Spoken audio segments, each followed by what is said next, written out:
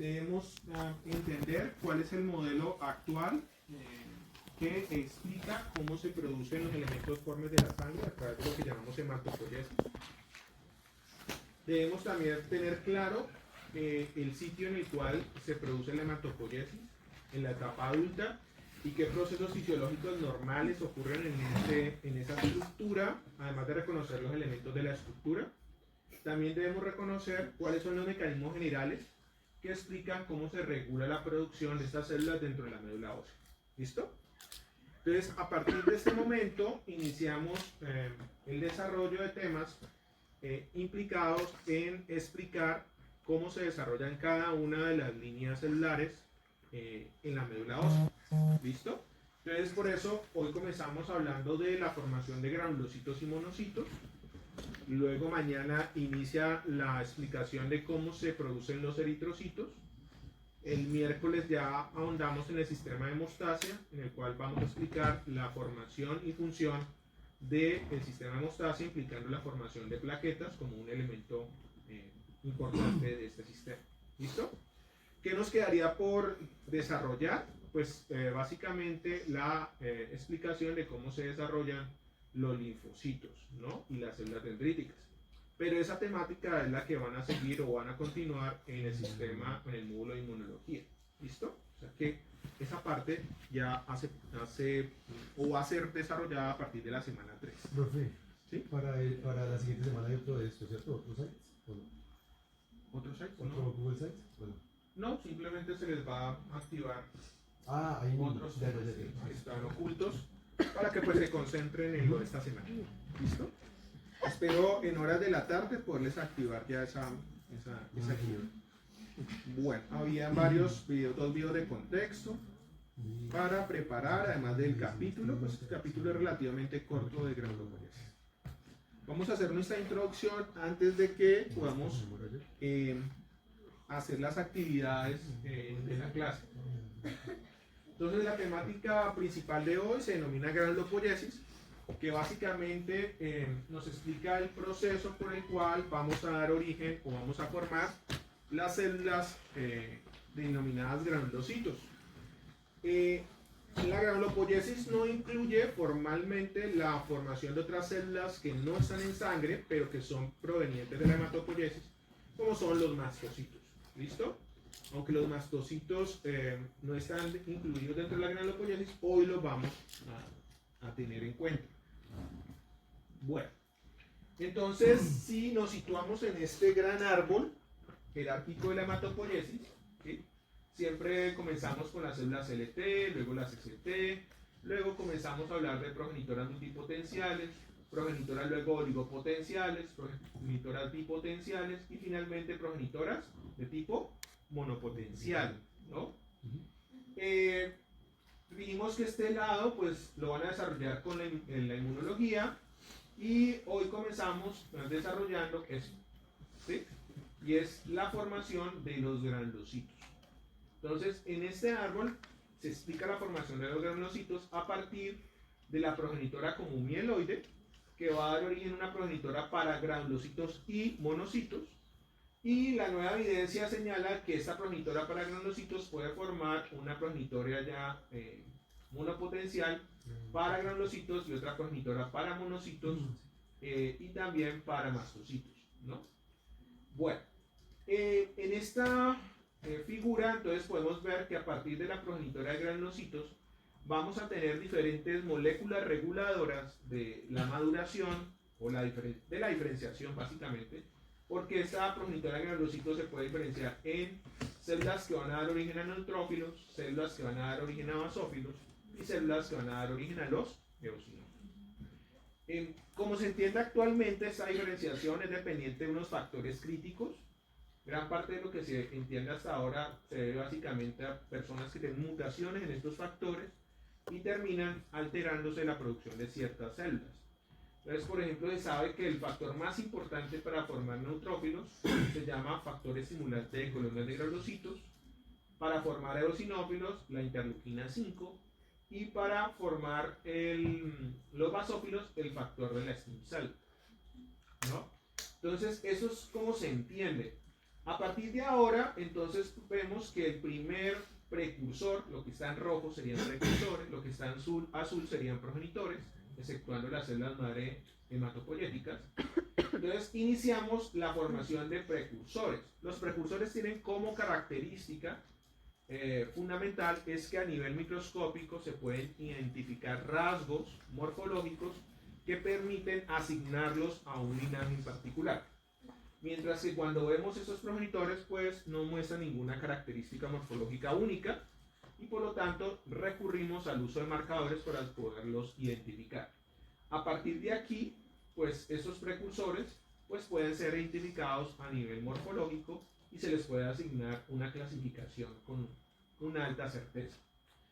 Entonces, el primer precursor para formar los granulocitos se va a denominar mieloblasto. Entonces vamos a tener mieloblasto neutrófilo, mieloblasto basófilo, mieloblasto eosinófilo. Lo que pues podemos intuir es que este estadio es bastante inmaduro, por lo tanto no muestra las características de la célula madura a la cual va a dar origen. Entonces por eso de forma más objetiva podemos decir mieloblasto, ¿no? No podemos asignarle un destino final porque todavía son muy inmaduros. Luego tenemos unas flechitas, estas flechitas es punteadas. Básicamente lo que nos quiere decir es que hay unas fases intermedias posteriores antes de dar origen a las células maduras. Esas fases intermedias posteriores son también precursores específicos que se van dando sucesivamente hasta poder generar una célula madura. Este mismo proceso aplica tanto para la formación de eritrocitos, la formación de plaquetas, la formación de monocitos, la formación de linfocitos. ¿Listo? Tenemos una fase de producción de progenitores y una fase en la cual se producen distintos precursores antes de obtener la célula madura. Bueno, el granulocito más abundante en circulación es el neutrófilo. Entonces es el granulocito al cual se le conoce mejor su proceso de formación. Los granulocitos neutrófilos se distribuyen en 3 compartimentos. Los podemos encontrar ya maduros en la médula ósea, en la sangre y en los tejidos. ¿Listo? Una buena parte de esos granulocitos están en la médula ósea. Entonces vamos a hablar que hay unos neutrófilos que se denominan de reserva. Más o menos se estima que esa reserva nos puede durar unos 5 días. O sea que si la formación de neutrófilos parara abruptamente, tenemos unas reservas o un ahorro entre comillas para 5 días. La tasa de recambio es muy alta, estos granulocitos, ¿no? Es más o menos 160 por 10 a la 7 por kilogramo por día. Eso se debe a que, pues obviamente, estas células no tienen una vida muy larga, ¿no? Entonces, además de que se consumen en la contención de infecciones, pues si no hubiera una infección, realmente duran muy poco, alrededor de 5 o 7 días, dependiendo del marcador que se use. Entonces, constantemente hay que estarlo recambiando. Las células precursoras, entonces, pueden tener capacidad de división. Entonces, la capacidad de división es muy alta en las progenitores. Pero las precursoras normalmente más inmaduras, es decir, la más cercana a la progenitora final, también muestran características como la capacidad de tener división celular. Entonces, en este caso, las células precursoras, mieloblasto, premelocito y mielocito, pueden tener de 5 a 3 divisiones posteriores. Y eso asegura que podamos tener una expansión de estas células cuando hay un correcto estímulo. La capacidad de formar 3 a 5 divisiones va a depender esencialmente de que podamos estimularlas potentemente con los factores específicos. Entonces, esos primeros precursores se van a llamar mieloblasto, promielocito y mielocito, los que tienen capacidad o continúan con la capacidad de división celular.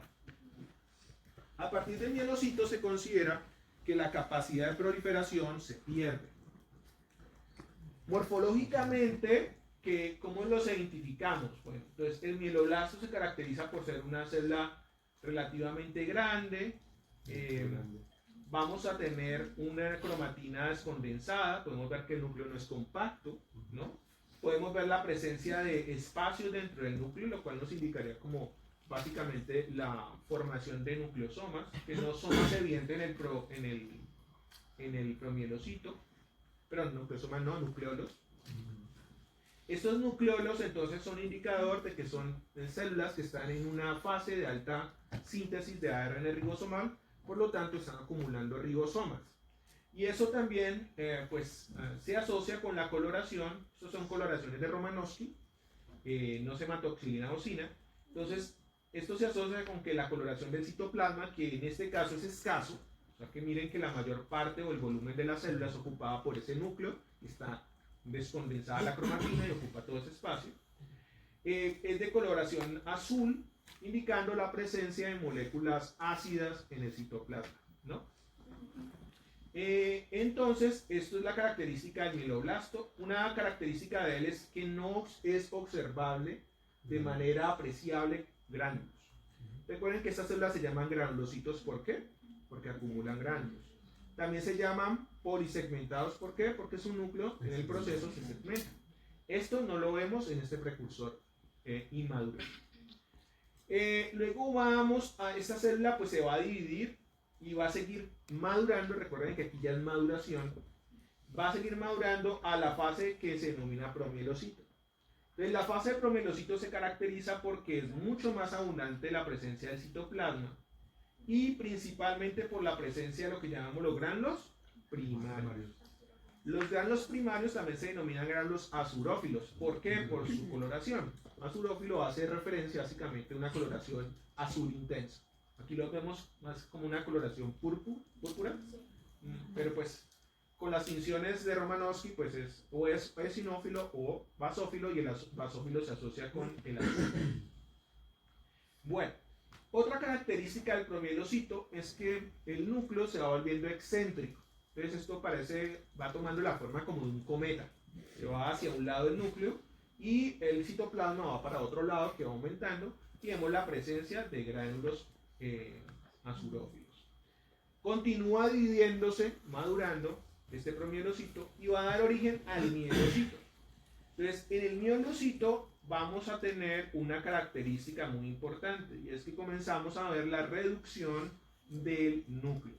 El núcleo comienza a reducirse, y además de la reducción del núcleo, comenzamos a ver un cambio en la coloración del citoplasma. Ese cambio en la coloración del citoplasma coincide con la aparición de lo que llamamos los gránulos secundarios. Los gránulos secundarios se llaman también gránulos específicos. ¿Por qué? Porque gracias a ellos vamos a poderle asignar el nombre al granulocito maduro. Entonces aquí van a aparecer gránulos secundarios de tipo basófilo, gránulos secundarios de tipo eosinófilo, o pueden aparecer gránulos que tienen tanto moléculas acidófilas y basófilas, que se denominan gránulos neutros. ¿Listo? Entonces, si este mielocito produce gránulos con una coloración rosadita, es decir, que ni es azul ni es rojo, entonces decimos que este es un mielocito neutrófilo, es decir, que él va a dar origen a un neutrófilo. De ahí deriva el nombre de neutrófilo, porque su coloración ni es eosinófila ni es basófila. ¿Y eso a quién se lo debemos? A los gránulos que se forman a partir de esta etapa. Entonces, estos gránulos se van a seguir produciendo. La célula pierde aquí, el mielocito puede dividirse, pero pierde la capacidad de división cuando pasa a metamielocito. En metamielocito comenzamos a ver que ya el núcleo se compacta más, se mueve hacia un lado de la célula. Recuerden que todo esto es dependiente del citoesqueleto, se está reacomodando todo el citoesqueleto de estas células. Y comenzamos a notar que la presencia de gránulos azurófilos cada vez es menor. Y esto se debe porque esencialmente los gránulos azurófilos se producen en la fase de promielocito. En las otras fases, esos gránulos azurófilos se pueden heredar de las células originales, pero no se siguen produciendo. Porque a partir del mielocito lo que más se produce son los gránulos secundarios o específicos. Entonces ya el metamielocito pierde esa capacidad de división, y también comenzamos a observar algo que se llaman los gránulos terciarios, que básicamente también se les denomina vesículas secretorias o terciarias, ¿no? Exacto. Ahí vamos a hablar ahorita de la composición, porque lo importante, además de saber que tiene gránulos, es saber pues de qué se componen. Profe, pero es que pena es que el video decía que los terciarios eran de gelatinazo. Sí, Pero también- eso es Pero también composición. Pero también hay vesículas secretoras. Sí, pero esos son granos secretores también, terciarios. ¿Sí? Ok. Una es diferente a las vesículas.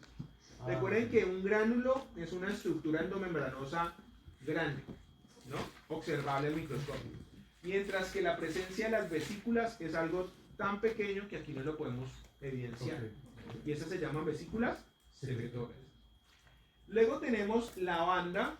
En la banda se continúan sintetizando pues algunas gránulos o vesículas secretoras. Esto continúa la transcripción génica, pero ya la transcripción de genes en esta fase es muy limitada. O sea que poco a poco, conforme el núcleo y la cromatina se va compactando, la expresión génica se va reduciendo. Y en banda lo que tenemos es básicamente un alargamiento del núcleo con una abundante presencia ya de los gránulos secundarios específicos. El tamaño de la célula se hace mucho más pequeño.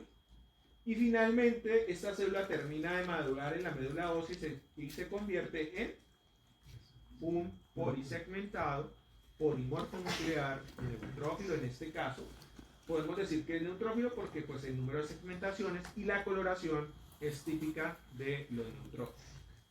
Bueno, todo esto va pues acompasado con la formación de ciertas organelas o el desarrollo importante de ciertas organelas, como por ejemplo el retículo endoplásmico, el aparato de Golgi, que son los que van a asegurar que se produzca suficiente del material que necesitan para formar los gránulos.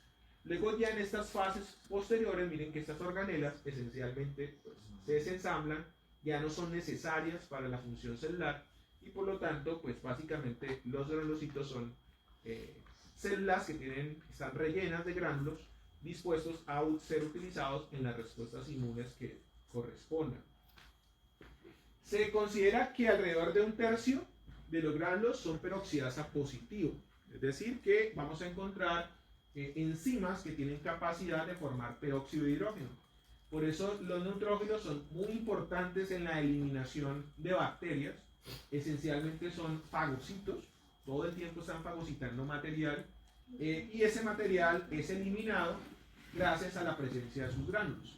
También pueden esos gránulos eventualmente ser exocitados al tejido y eso va a generar daño celular, una atracción. Entonces por eso es importante todo lo que sea relacionado con los gránulos, porque eso nos explica casi 80-90% de la función y la capacidad de los granulocitos. Profe, ¿puedes volver a explicar eso, por favor? O sea, ¿cuál es la relación del peróxido de hidrógeno con...? Pues para la respuesta? esencialmente los neutrófilos son células fagocíticas Sí. que eliminan bacterias. Ok. Se han especializado en eliminar bacterias. Ajá.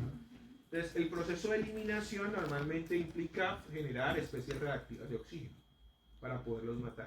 Ya. Entonces, por eso, gran parte del arsenal que tienen los gránulos es de enzimas que pueden producir, por ejemplo, peróxido de hidrógeno, como la mieloperoxidasa, ¿no? Peroxinitritos. Entonces, esto es lo que él va a producir cuando se activa, fagocita las bacterias y fusiona esos gránulos con el fagolisosoma para poderlos eliminar, ¿no? Ya. Entonces, por eso, gran parte de las enzimas son productoras de especies de reactividad de oxígeno, como el peróxido de hidrógeno, o proteasas, lipasas, porque la idea es degradar los componentes del patógeno. Una vez es fagocitarlo. Pero eso, nuevamente, lo profundizarán más en el sistema inmunológico. Por ahora es como Y otra pregunta, qué pena. O sea que cuando yo tengo mieloblasto, promielocito o mielocito, esas células van a tener una actividad mitótica en la cual se dividen, convirtiéndose en dos de su misma célula, y esas dos se van a especializar, o esta puede seguir dividiéndose y esta ya se especializa. No, esas van dividiéndose, es un proceso continuo. En la medida Ok. que tú te divides, sigues avanzando. No es que paro, me quedo como metamelocito y produzco otros metamelocitos y luego avanzo, no. El proceso es continuo, ¿no?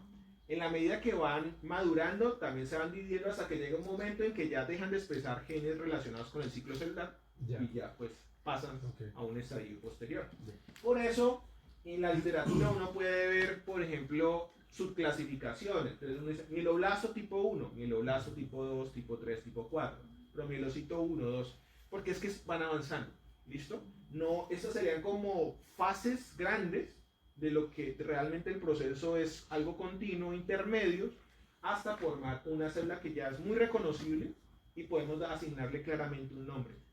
Ya para saber en qué fases específicas están, pues ahí tocaría usar marcadores moleculares para exactamente saber esa célula en qué fase de la maduración se encuentra o en qué transición va. ¿Listo? Muchas gracias. Bueno, entonces aquí vemos un mieloblasto. Miren que aquí ya las fotitos no son tan bonitas, pero pues es más como acidófila la tinción. En este caso, un mieloblasto.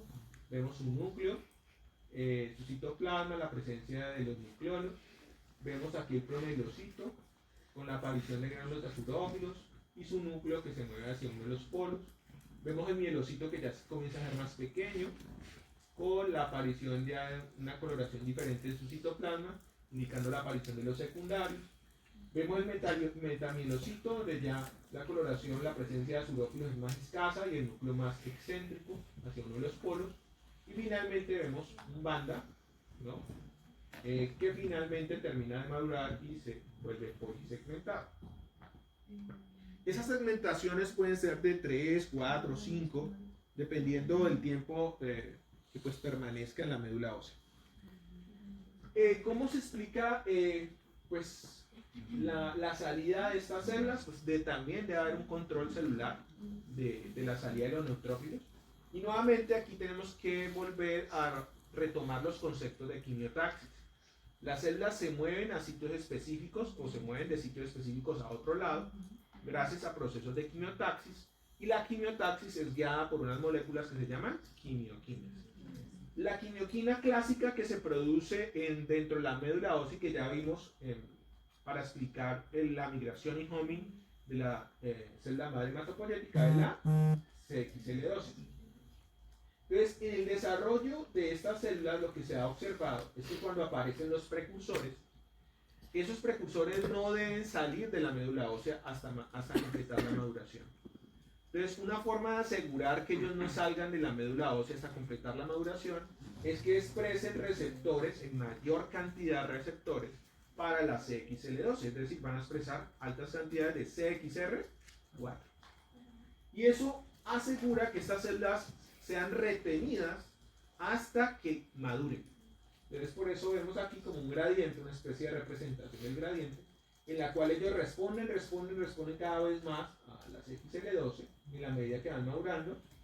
Pero hay algo que ocurre cuando llegamos a la célula en banda, y es que abruptamente deja de expresar receptores para CXR4 y comienza a expresar receptores para ¿qué? CXL1, 2 y CXL5. ¿Qué es R2? ¿No? ¿Ah? CXR2. Sí. Y esto lo que va a hacer entonces es que salgan los neutrófilos, porque ya no tienen un estímulo de retención, no pueden ser retenidos, y eso va a explicar que cuando llegan a esta fase, ya el neutrófilo maduro, segmentado o hipersegmentado, pues salgan por los capilares sinusoidales de la médula ósea, ¿no? Como les decía, gran parte de estas células que quedan en banda o neutrófilos maduros, pues son retenidos, y eso es lo que llamamos el pool de reserva medular. Es decir, esto no es que maduren e inmediatamente lo sacamos. Ahora, desde promielocito comienzan a aparecer los gránulos azurófilos o primarios. Entonces, estos van a tener toda una serie de enzimas. Dentro de las enzimas más características de estos gránulos está la mieloperoxidasa. De hecho, por eso es que esta familia se llama mieloide, porque todos los de la familia mieloide en alguna fase de su desarrollo expresan la enzima mieloperoxidasa. ¿Sí? Claro, algunos los van perdiendo en la medida que maduran, pero pues en el caso de los neutrófilos, la mieloperoxidasa permanece dentro de la célula. Y tiene otra serie de enzimas, catepsina, defensinas, proteínas, lisosimas.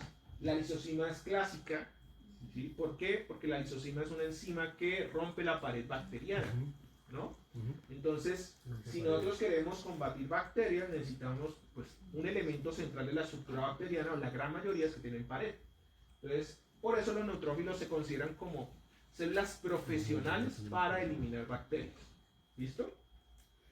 Los gránulos secundarios también contienen lisosima, lactoferrina, catelicidina, que ya son proteínas que, además la lisosima destruye la pared, pero hay proteínas que compiten por nutrientes de las bacterias.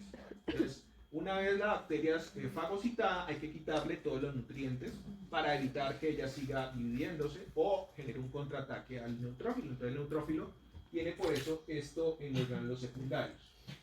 Luego en los terciarios tenemos la gelatinasa, otra lisosema, miren qué redundante. Recuerden que lo más importante para eliminar la bacteria es romper la pared. Si no rompemos la pared, no podemos llegar a la membrana, no podemos lisarla y por lo tanto la bacteria puede sobrevivir dentro del fagolisosoma. La gelatinasa es muy importante porque es una proteasa, pero es muy importante sobre todo cuando estos granulos terciarios son exocitados hacia afuera, ¿no? Porque esta gelatinasa que degrada el colágeno de la matriz. Entonces, por eso una hiperactivación del neutrófilo es peligroso, porque él puede básicamente licuar la matriz extracelular con la gelatinasa y generar daño tisular. ¿Cuál es la idea con la gelatinasa? Pues también digerir el tejido para generar atracción, favorecer que las células del sistema inmunológico migren, porque hace el tejido conectivo o la matriz muy densa. Entonces esto puede favorecer la migración de otras células hacia esos sitios. Pero si se produce en exceso, se libera en exceso, termina destruyendo el tejido. Y finalmente vesículas secretoras que tienen básicamente moléculas que son, como se dice, su nombre son secretadas, pero no son secretadas al medio extracelular, sino que se fusionan con la membrana del neutrófilo. Y esto provee que él pueda adquirir rápidamente receptores, moléculas de adhesión, para nuevas moléculas, que están contenidas dentro de estas vesículas secretoras. Entonces realmente el neutrófilo, aunque sea una célula que vive muy poco, es una célula altamente sofisticada. Y esa sofisticación depende esencialmente de la composición de esos granulos, que pueden tener otras cosas. Aquí solamente están mencionando algunas de las más importantes que se conocen. Profe, las vesículas secretoras están adheridas a la membrana. No. Son vesículas que están dentro, pero cuando el neutrófilo se activa, esas vesículas se fusionan con la membrana para proveerle moléculas de membrana que son responsables de adquirir nuevas funciones. O sea, por ejemplo, llegan otros, no sé, una citoquina, se une al receptor por medio de esa fusión de la vesícula y se integra en la vesícula, ¿se queda? ¿O no? No me estás entendiendo. O sea, la vesícula lleva hacia la membrana las moléculas, ¿cierto? No receptores. Eso, sí. Cuando los cuatro se llevan Sí, a la membrana. pensemos que está la célula, tiene sus granulos, ¿sí? Tiene sus granulos y tiene sus vesículas secretoras que son muy chiquitas. Ella se activa por un estímulo, pues normalmente son moléculas inflamatorias producidas en el tejido local, y ese estímulo puede generar que estas vesículas se muevan hacia la membrana y se fusionen. ¿Y qué es lo que llevan? Pues normalmente llevan moléculas de membrana como receptores, moléculas de adhesión, que ahora el neutrófilo va a poder usar para cumplir su función más eficiente. ¿Sí?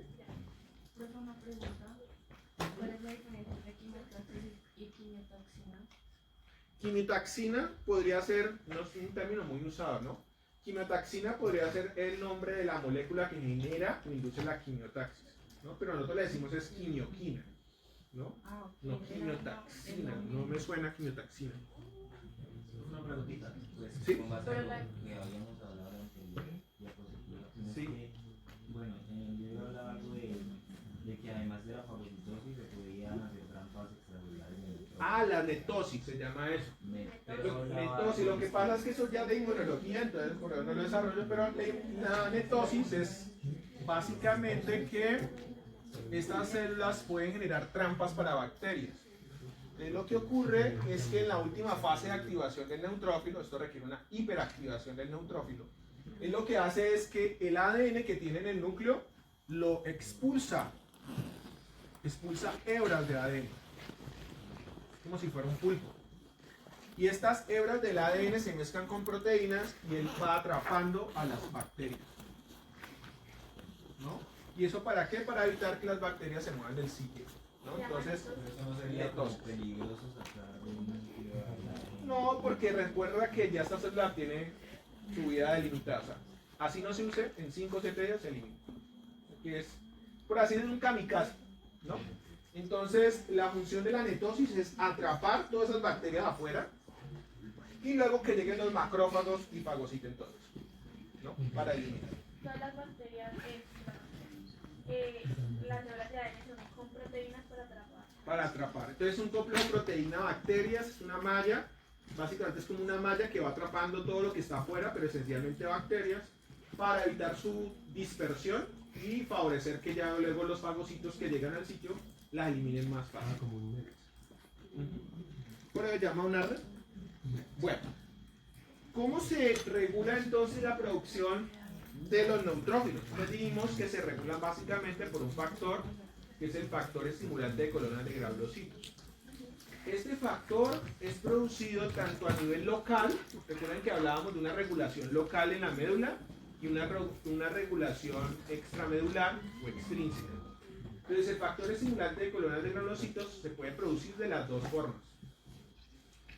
Sin embargo, de lo que más nos interesa es conocer cómo se genera una hiperproducción de neutrófilos bajo ciertas circunstancias. Esa hiperproducción va a generar algo que se denomina neutrofilia, es decir, un incremento por encima de los valores normales de los neutrófilos en sangre. Entonces, hay dos formas como se concibe que se aumenta la producción de neutrófilos. Hay una forma que se llama la activación indirecta, ¿no? Entonces, la activación indirecta implica el reconocimiento de un concepto que es el PAMS. PAMS significa patrones moleculares asociados a patógenos, ¿sí? Si traducimos esto a un lenguaje un poco más coloquial, ¿qué significaría un PAMS? ¿Qué es un PAMS? No, que es un PAM, ¿no? ¿Quién tocó un curso que?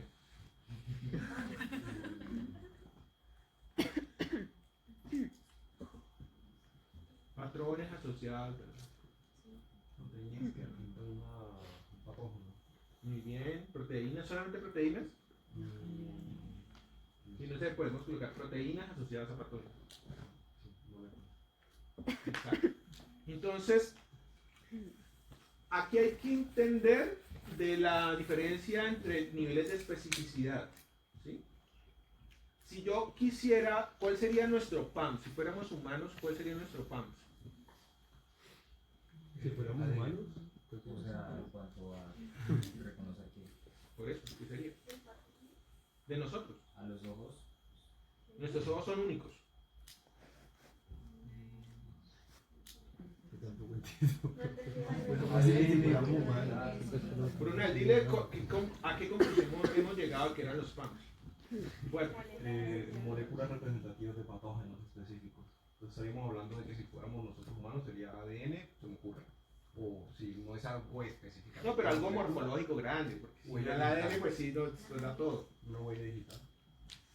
Pero todos compartimos la misma huella digital. No, no, estaríamos hablando como si cada humano fuera una familia. Entonces, Ah, no sé, algo que libere no sé. ¿Qué lideramos El todos? óxido de carbono. No, pero los perros lideran. no, pues imagino caminar Sudor. a dos, También. ¿Ah? caminar a dos piernas, digamos. Pues, o sea, es una característica única del ser humano. Sí, es real, pero ¿cómo lo ponemos para que sea un PAMS? Para que sea Es un que PAMS. sería una estructura, es una estructura.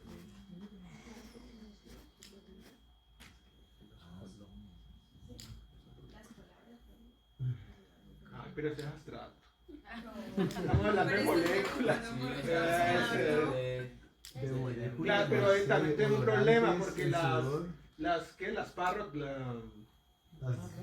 loros. los loros también producen palabras, ¿no? Que- por imitación, pero lo generan. la estructura del cerebro. Pero algo que se vea así fácil. Que se vea. No, pues el uso de ropa, no Los sé. orígenes. Pero si a los perros le ponen ya ropa a los gatos. Tiene que haber algo único de nosotros, todos nosotros, ¿no? Claro, microplásticos. ¿Ah?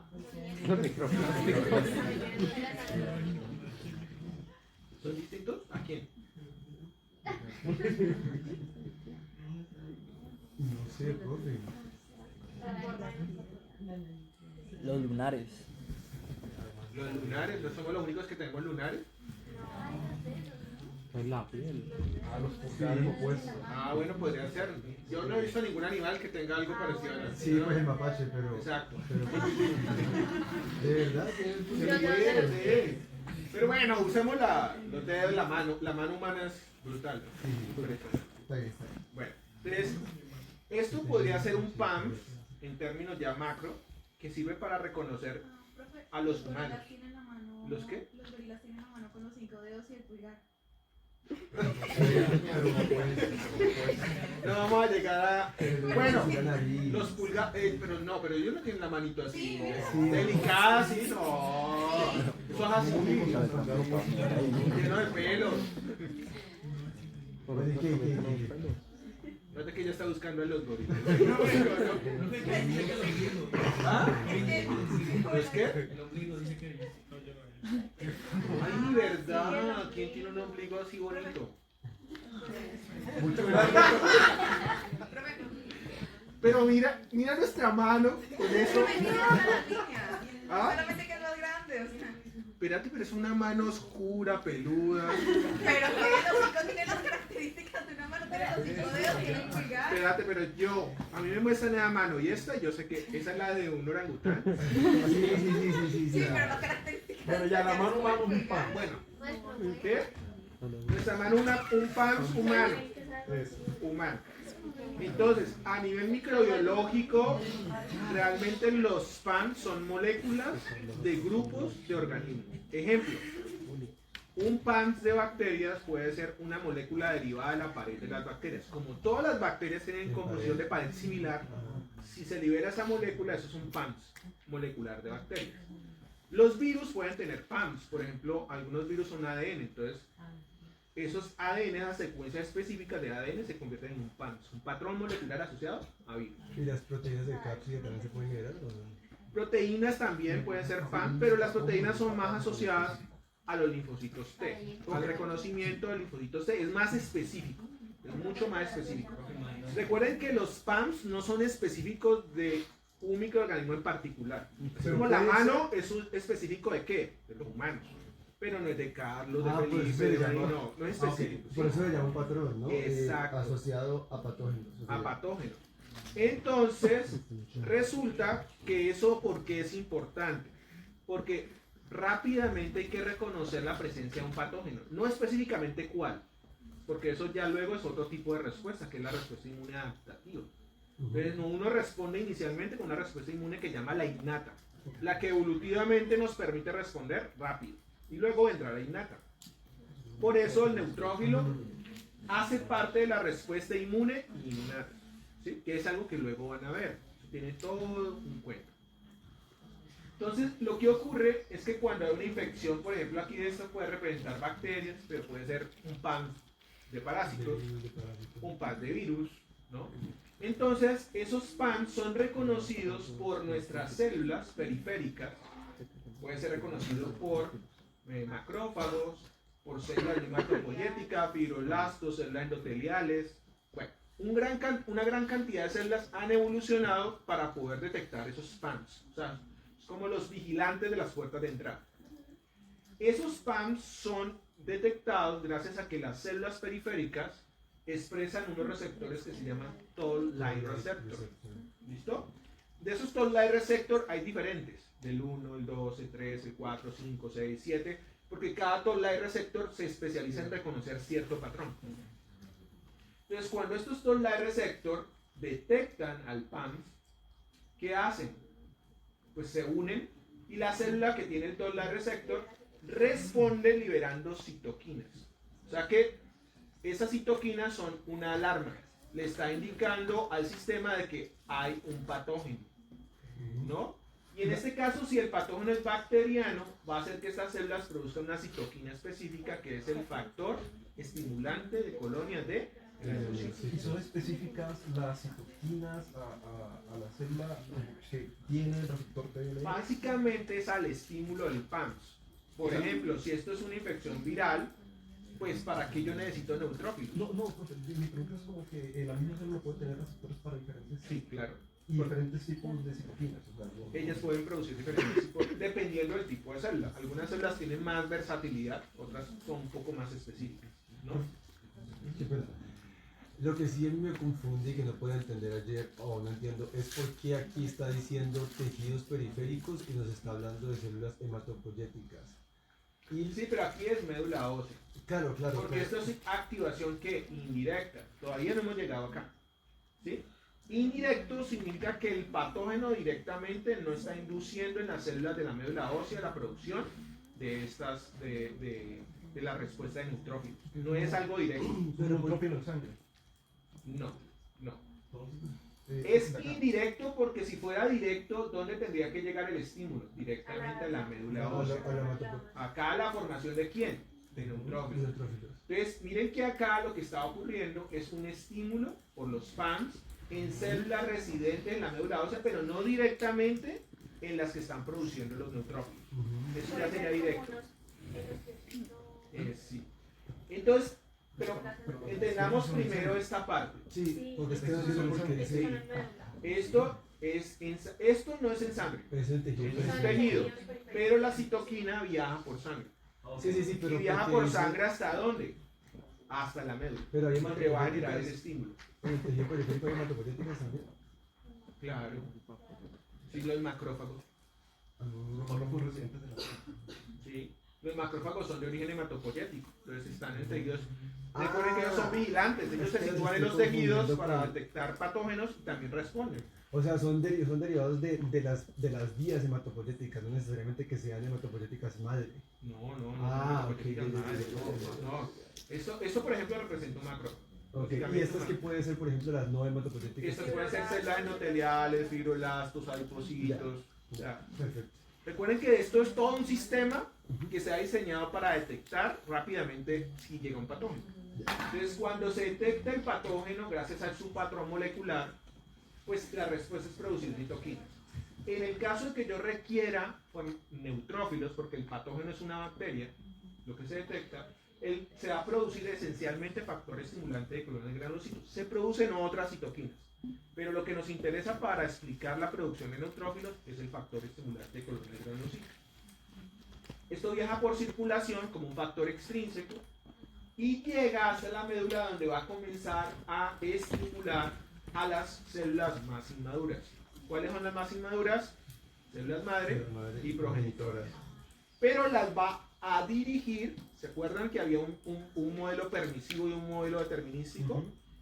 Aplicaría aquí un modelo determinístico porque lo va a dirigir esencialmente a que se incremente la producción de granulocitos instructivo. neutrófilos. El instructivo. Instructivo. ¿Sí? Esto va a favorecer esto y esto va a explicar que rápidamente la médula ya comienza a darse cuenta de que tiene que cambiar su comportamiento e incrementar la tasa de producción de neutrófilos. Este es el modelo que indirecto. En el modelo directo, ¿qué es lo que debe ocurrir?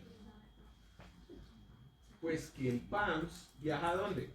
Directamente y entra en contacto con las progenitoras y las células madre, que también tienen toll-like receptor. O sea que el estímulo ya es directo sobre estas células. Estas células responden produciendo entonces otra vez ¿qué? Citoquinas, pero esto ya es regulación ya local. Autocrine para ¿Sí? Y eso favorece ahora que también se estimule de forma directa los neutrófilos. ¿No? Porque se entra la médula del palo. Sí, son moléculas solubles. O sea, ¿esto cuándo va a ocurrir? Esto puede ocurrir más fácilmente, por ejemplo, cuando tenemos una diseminación del patógeno en sangre. ¿Sí? O sea, que el patógeno alcanza la circulación. Si está en circulación, pues cuando él se está dividiendo, libera esos PAMs y pues la médula es altamente vascularizada. Pues esos PAMs van a llegar allá. Cuando está en sangre sistémico, ¿ya? Sí. Profe, y esto puede estar pasando todo el tiempo, ¿cierto? O sea, no necesariamente porque no estemos enfermos quiere decir que no esté pasando, siempre está como pasando. Claro, ¿cierto? siempre las bacterias van a intentar entrar porque nosotros somos así como, somos como un pancake, un ponqué. Somos deliciosos para ellas, tenemos nutrientes, glucosa, lípidos, proteína.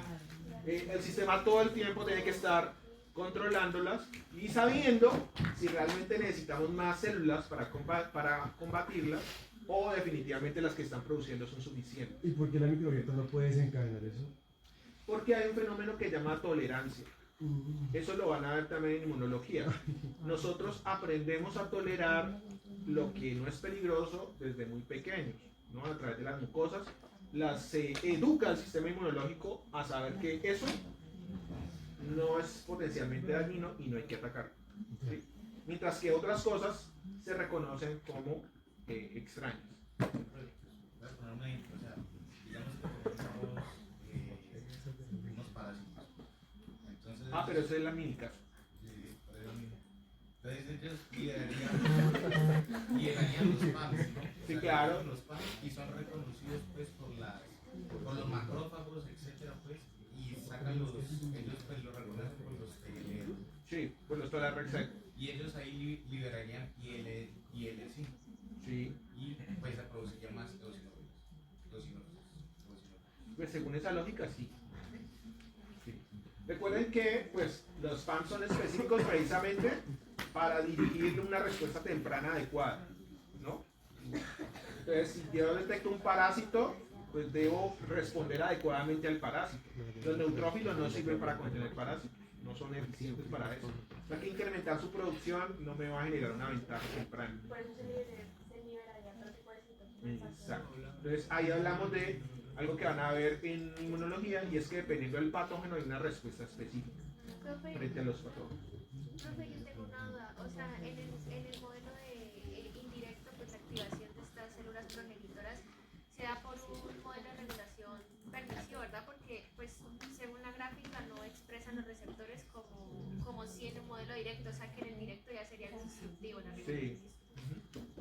Claro, estas células acá ya expresan los toll-like receptor que son estimulados por los PAN. Entonces directamente ya son estimuladas. Profe, ah, Bueno, Una pregunta, pero antes de que, por ejemplo, el patógeno llegue a circulación, lo normal sería que ya se haya activado directamente. sí, lo que pasa es que las primeras células en detectar el patógeno, ¿cuáles serían? Los tejidos periféricos, son las primeras. O sea, normalmente primero se hace el indirecto y luego ya pasa. Sí, porque es que la directa implicaría una carga del patógeno muy alta y que esté en sangre. y sí que o esté sí. en sangre para que esto llegue directamente allá, ¿no? Entonces esto sería como un aumento de la severidad de la infección, ya provocaría ya una estimulación directa en médula ósea.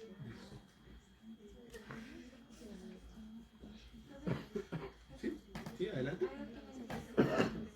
Entonces el estímulo en la vía directa sería un modelo instructivo o progresivo. ¿Cuál? Eso es lo que estábamos hablando con Gil. ¿Aquí qué está pasando? ¿Dónde está el estímulo? En las células progenitoras más inmaduras y las stem cell que expresan un receptor. ¿Y ese receptor que está generando? Pues el reconocimiento, producción de citoquinas que ya son específicas, o sea que la regulación está ocurriendo a nivel muy superior del árbol jerárquico de la hematopoiesis. Entonces, ese es el instructivo. Desde muy alto comenzamos a regular, mientras que este no nos indica que necesariamente tengamos que regular desde ese nivel, sino que podemos regular las progenitoras intermedias, ¿no? Para expandirlas. Entonces, sí sería ¿Y eso por qué es importante?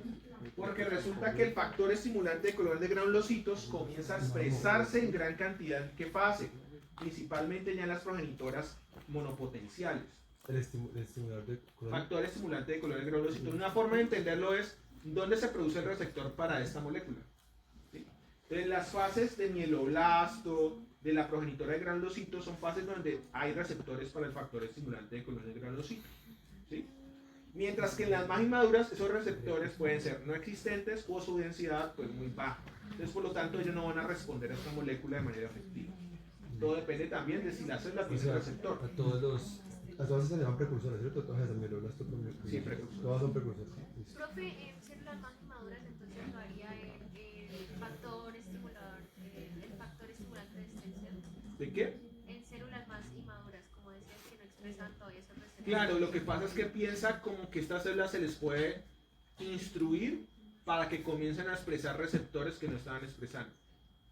¿Sí? O sea, es que pensemos que el punto de partida aquí es homeostasis. Todo está normal, estamos haciendo una producción basal, pero súbitamente la médula tiene que adaptarse porque hay un estímulo nuevo. Y eso implica que inicialmente nos vamos por la vía indirecta pero tienen que irse preparando para un estímulo por la vía que directa e instructiva, que es más a nivel superior de la hematopoiesis. ¿Pero en directo sería permisivo entonces? ¿O no tan instructivo? ¿Qué dijimos de este? No, indirecto, indirecto. Indirecto inicialmente es permisivo porque estamos aquí todavía en homeostasis. Ah, Antes de ya. que llegue eso está en homeostasis. Listo, listo, listo. Porque el tamaño de la respuesta es igual, como digamos en Lo que pasa es que en la medida que el patógeno alcanza circulación hay mayor estímulo, más células y más producción de citoquinas, ¿no?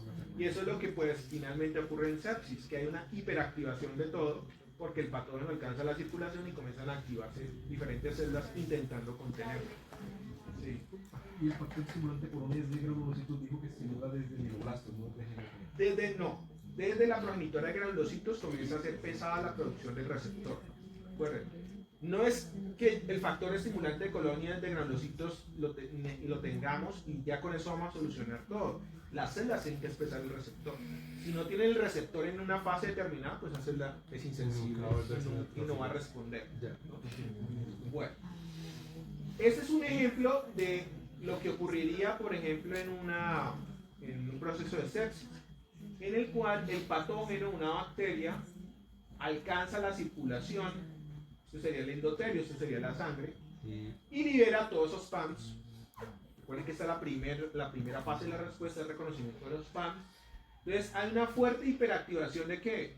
De los Toll-like receptors, liberando o estimulando la formación de factores estimulantes de colonias de granulocitos. ¿Esto qué va a generar? Pues una sobreestimulación de la médula ósea, todos los progenitores que responden a este factor. Y algo que se nota en este tipo de respuestas es que la médula tiene que priorizar. ¿Sí? Entonces, ¿qué prioriza? Pues la defensa. ¿Y cuál es la defensa? Para este caso, aumentar la producción de neutrófilos que deben salir de esa médula a intentar contener el patógeno. Pero hay un precio. ¿Cuál es el precio? El precio es que la linfopoiesis y la monocitopoiesis se ven comprometidos. ¿Sí? Se disminuye. Entonces, por eso en algunas infecciones que son severas es posible encontrar una neutrofilia muy alta con linfocitopenia y monocitopenia simultáneamente. Entonces, esto está reflejando lo que la médula está intentando hacer para controlar la infección, porque pues tiene que irse por esta vía y dejar de producir tantas células como monocitos y linfocitos. A largo plazo, si esto se prolonga por mucho tiempo, también quienes terminan afectándose, los eritrocitos y las plaquetas. Entonces ya si esto comienza como a volverse crónico, pues entonces ya la médula pues también compromete la formación de nuevos eritrocitos y plaquetas y puede terminar con trombocitopenias o con anemias, ¿no? Pero eso es a largo plazo, Sobre todo la anemia es muy, muy a largo plazo, porque pues como los eritrocitos tienen vidas largas de 120 días y para que uno pase un estado de no anemia, pues se tienen que perder millones de eritrocitos. ¿No? O sea, tiene que haber que la reposición de esos millones de eritrocitos haya ocurrido por mucho tiempo. Pero eso se puede dar sobre todo en infecciones muy crónicas. Pero es por eso que hay gente que se puede morir por una bacteria y eso. O sea, porque se reduce toda la síntesis de todas las otras. Más que hay varias cosas, hay fallas multiorgánicas, ¿no? Hay activación del sistema de hemostasia, formación de coágulos, inflamación generalizada. O sea, es una pérdida ya del control del sistema inmunológico y varios órganos que ya llevan pues al desenlace fatal. Ok, profe, ¿por qué no se dice neutrocitosis? Neutrocitosis. No sé, neutrofilia. O sea, pues porque es basófilo o eosinófilo neutrófilo, se termina así, o se dice filia, ¿no? Sí, puede ser. Pero linfocitosis, sí. Linfocitos. Monocitos. Sí, aplica esa lógica. Acabo de responder. Pero está buena. No lo había pensado. ¿Ah? Estas moléculas van a tener receptores para empezar a estimularse ellas mismas a la producción de... Perdón, comienza otra vez. O sea, en todo el proceso, estas moléculas, después como desde las más inmaduras hasta las maduras, van a tener los receptores para atender al factor estimulante de colonias de granulocitos para empezar a producirse en mayor cantidad para adaptarse a la respuesta del Sí, exacto. Entonces, claro, en homeostasis lo más probable es que las más inmaduras no expresen el receptor, Ok. porque pues en homeostasis se produce lo suficiente sin esa adaptación. Pero en la medida que se prolonga el estímulo, eso puede reprogramar, Hacia atrás. ¿sí? Puede reprogramar las células más inmaduras para que ya el estímulo ocurra más O temprano. sea que normal las células inmaduras no deberían tener este receptor para Exacto. el factor. O lo expresan en muy baja cantidad. Lo que pasa como adaptación es que comienzan o a expresarlo o a aumentar su expresión para responder más temprano. Ya. Pero ¿y cómo se entiende el receptor? ¿Cómo reciben el factor para saber que tienen que expresar?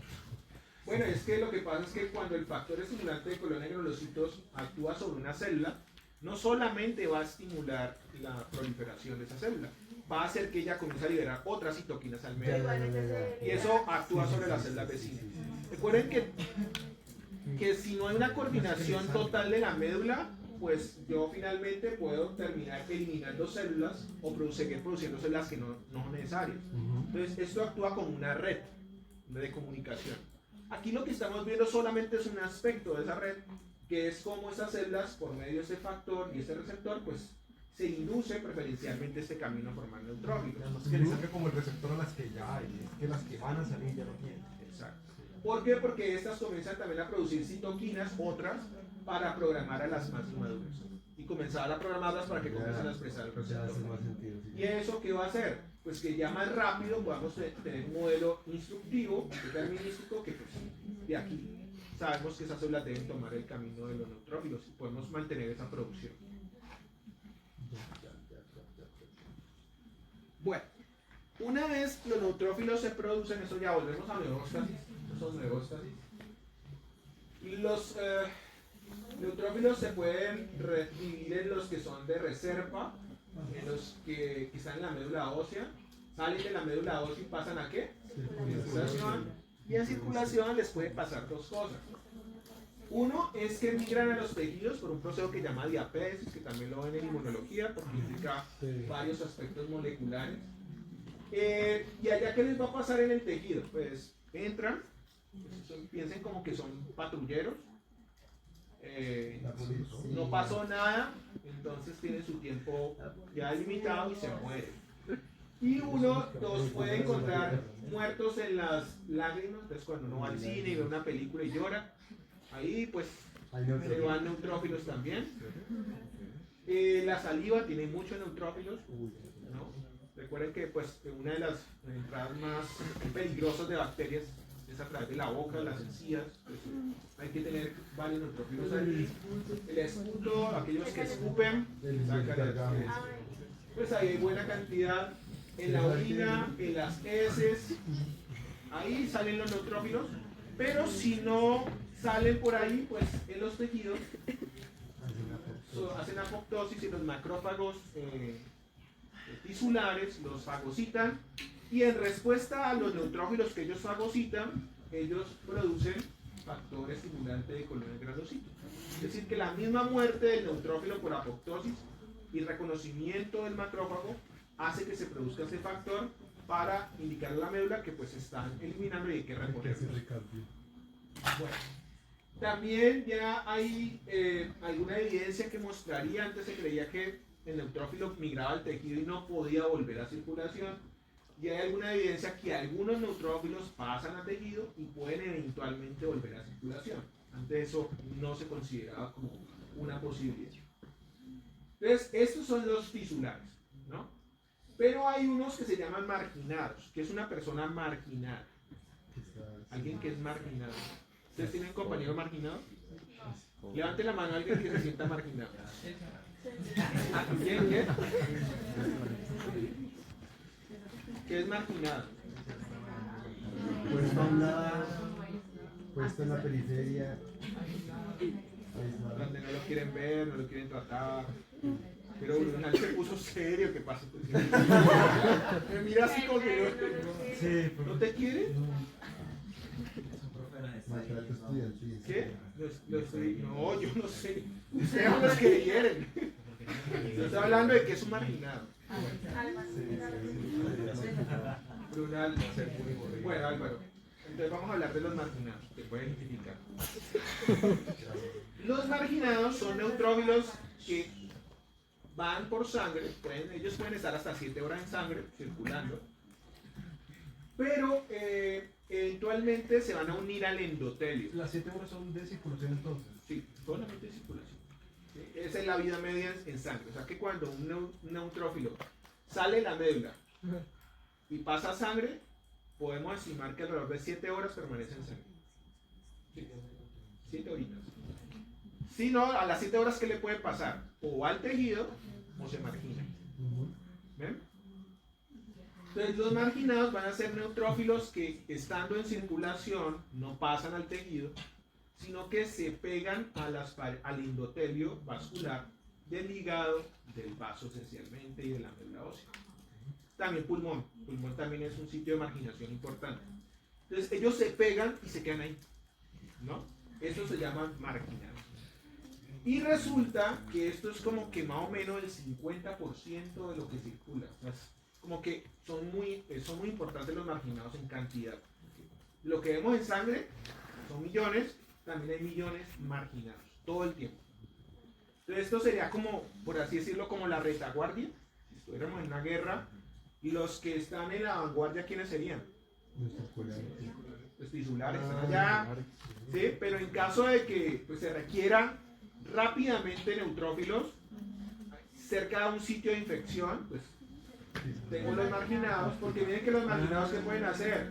Los marginados pueden separarse del endotelio y volver a ¿qué? La circulación para pasar al tejido, ¿no? Entonces piensen que los marginados son esa reserva inmediata, retaguardia que tenemos en caso tal de que se requiera rápidamente reclutar neutrófilos a un sitio. ¿Pasan endotelios de? Profe, Hígado, vaso, médula y pulmón. Esos son básicamente vénulas postcapilares, ¿no? Es donde ellos se van a ubicar. No en los capilares, sino en las vénulas postcapilares de esos órganos. profe, perdón, decías que se pegaban en dónde, En el endotelio, quedan adheridos a las células endoteliales. pero principalmente no dijiste que Hígado, vaso, médula y pulmón. Exacto. médula que ósea, médula. Sí. Entonces, ¿qué pasa cuando hay una infección? Pues se produce la inflamación es hace parte de la respuesta inmune normal. ¿Y qué notan ustedes? ¿Qué es lo que comienza a ocurrir? Comenzamos a usar las reservas. ¿Sí? Esas reservas también van a salir ¿a dónde? A circulación. Y la idea es que gran parte de la reserva que estamos usando, ¿qué pasa? Pasa en los tejidos. ¿Sí? Pero simultáneamente los marginados están pasando a circulación, solamente que aquí hay un equilibrio. ¿Ven? Aquí se genera un equilibrio. ¿Y qué notamos nosotros? Que el cuadrito se aumenta de tamaño. ¿Qué significa? Que hay más circulación. Entonces es cuando decimos hay neutrofilia. Porque hay muchos más neutrófilos que en el aumento de la medusa. Es transitorio mientras se resuelve la infección. ¿Sí? O sea que este aumento de los neutrófilos en sangre se puede explicar porque tengo un aumento de la liberación, uso las reservas de la médula y también puedo comenzar a desprender neutrófilos de las vénulas postcapilares para que vayan a circulación. Cuando están circulando, ellos patrullan todo el sistema circulatorio buscando zonas donde se estén produciendo quimioquinas que ellos detectan. Cuando detectan la zona de las quimioquinas, inmediatamente hacen diapéresis y pasan a ese tejido. ¿Listo? Y allí es donde pues, se supone que ellos van a detectar las bacterias e inician todo el proceso de respuesta inmune. Otra vez, ¿qué va a ocurrir? Como allí en esta respuesta van a comenzar a morir masivamente neutrófilos, los macrófagos van a comenzar a fagocitar esos neutrófilos, pues la respuesta es producir más factores estimulantes de colonegrolocitos. Cuando ya cumplan su función ahí. Digamos que el problema cuando se acumulan muchos neutrófilos es que como ellos tienen tantas enzimas degradativas y liberan su contenido por netosis, o sea que cuando hacen netosis liberan todo. Entonces eso comienza a agradar el tejido. Entonces ustedes no sé si han tenido barritos. Sí. Ay, los barritos podrían ser de los características. No he visto gatos con barro ni perros con barro. Ni perros con barro. ¿Cómo se los gorilas? ¿Cómo se si es gorilas? Los gorilas. Hombre. A ver, ¿cómo son los barritos? ¿Qué les pasa a los barritos? Sale. El poro se tapona y causa infección. ¿Y cómo saben que hay infección? Profe, la pus Porque son se- los pelos muertos. la materia purulenta. Eso, se pone blanquito, ¿no? Sí, Y, materia purulenta. y luego, ¿qué hay que hacer? Espicharlo para que salga ¿qué? La pus. Entonces, cuando hablamos de pus, buena parte de la pus está formada por los neutrófilos que llegaron a combatir la infección. O sea, que ese barrito se infectó, bacterias de la piel entraron, los neutrófilos migraron a contener eso. Pero pues eso va generando una migración continuada de muchos neutrófilos que se van muriendo en ese sitio, liberan sus enzimas, hacen netosis, y ese líquido entonces va a tener entonces proteínas degradadas, membranas, bacterias. ¿Por qué toca espichárselo? Porque esas bacterias normalmente son anaerobias. Entonces, en esas condiciones ya están ganando la batalla. Porque en la medida que se mueran más células, le generan más nutrientes a ellas. Las condiciones anaerobias del macrófago, el neutrófilo no funciona bien, necesita oxígeno. Y entonces uno tiene que espichárselo para que pues, entre el oxígeno, salga la pus y la bacteria ya pierde su nectar. Entonces, esto funciona con infecciones ya graves, ¿no? Por ejemplo, los abscesos. Cuando una persona tiene un absceso y drenan la pus, eso, toneladas de neutrófilos que han muerto y no se puede contener la infección. Pero gracias a esos neutrófilos, pues la infección no se vuelve más grave. O sea, estamos dándole tiempo a una mejor respuesta. Pero siempre en esos tejidos infectados se produce factor estimulante de colonias granulocitos. Porque la alarma, es decir, de la médula, necesitamos más. Necesitamos que produzca más. Obviamente esto de qué depende del estímulo. O sea que por un barrito no vamos a tener una neutrofilia. No. Lo que producimos en homeostasis es suficiente para contener una infección en un barrito. ¿Ah, sí? Ah, yo pensé que era como de una alarma y ¡pram! No. Porque la severidad se relaciona con la producción de esto. Si yo produzco, mantengo la cantidad de producción, pues no va a haber un cambio apreciable en neutrófilos en sangre. Por esto, estas neutrofilias se asocian a infecciones graves. Pero entonces, en caso de un acné, Así, ¿tampoco? Después de graves, ¿no? No, el hemograma no va a mostrar neutrófilos altos. tiene que ser una sepsis, pues. Sí. Porque sí. Infecciones graves. Una apendicitis, por ejemplo, es la clásica, con unas neutrofilias elevadísimas. ¿Cómo? Pues el acné hormonal, pues menos. No es- el bacteriano. En el bacteriano, nuevamente, hay un reclutamiento de neutrófilos al sitio, pero un estímulo muy leve, realmente, para generar un cambio apreciable. Como la vía indirecta. Es que creo que ni siquiera vía indirecta le llegaría. Porque es que el estímulo es muy pequeño. O sea, cuando hablamos de una infección grave, es que ese estímulo realmente cambia el patrón de producción de esa región para aumentar los factores estimulantes de colonias de granulocitos. Además, miren que un PAMS generado acá en un barrito, imaginen que llegue a la médula ósea. No, eso no es suficiente estímulo para realmente cambiar el comportamiento de la médula. Ahí donde dice fagocitosis de neutrófilos activados, es decir, de los que están siendo fagocitados, son santoyolinas. Normalmente es que el problema es que cuando se activan, ellos terminan muriendo. O sea, es que la muerte de él es activación. Ok, activados O que sea, ya un neutrófilo se activa ya. muriendo. Ok, listo. Yo no les digo que son células suicidas. No tienen futuro. Gracias. Su propósito es fagocitar, destruir, pero en el mismo proceso de fagocitar, destruir, ellos van a morir. Y el nombre de ese factor estimulante de colonias de G, supongo que es de granulocitos, Sí. ese pues actúa sobre la producción de neutrófilos. Los de los basófilos son la IL-5, es decir, y estos son Basófilo y N5. eosinófilos, pero es entonces solo el nombre, es decir, él afecta a todos los demás, todos los granulocitos, de pronto los otros en menor medida o solo los Sí, lo que pasa es que el Sí, porque eso granulocito, sí es general. nuevamente el problema es que el granulocito representativo de todos los granulocitos es neutrófilo. Ah, ¿Sí? Pero ya experimentos en humanos, personas que tienen mutado esto, lo que se les cae al piso son los neutrófilos cuando no lo producen o tienen mutado el receptor. Siguen produciendo eosinófilos y basófilos, se pueden disminuir marginalmente, pero es muy evidente que ese neutrófilo es la principal vía que se controla. Pero cuando yo utilizo esto como estimulante, este factor, también puedo tener a uno que otro basófilo o eosinófilo producido. Claro, O sea, sí, claro. Eso puede generar una incrementa, pero muy marginal. ¿Listo? De hecho, los pacientes neutropénicos, pacientes que tienen deficiencia de esto, el tratamiento es suministrarles este medicamento. Es un medicamento, una proteína recombinante para aumentar la producción de neutrófilos. Bueno, ¿por qué es importante el concepto de marginado? Porque se pueden dar en neutrofilias estériles. Normalmente la gente, neutrofilia, infección, ¿no? Pero hay neutrofilias que se llaman estériles.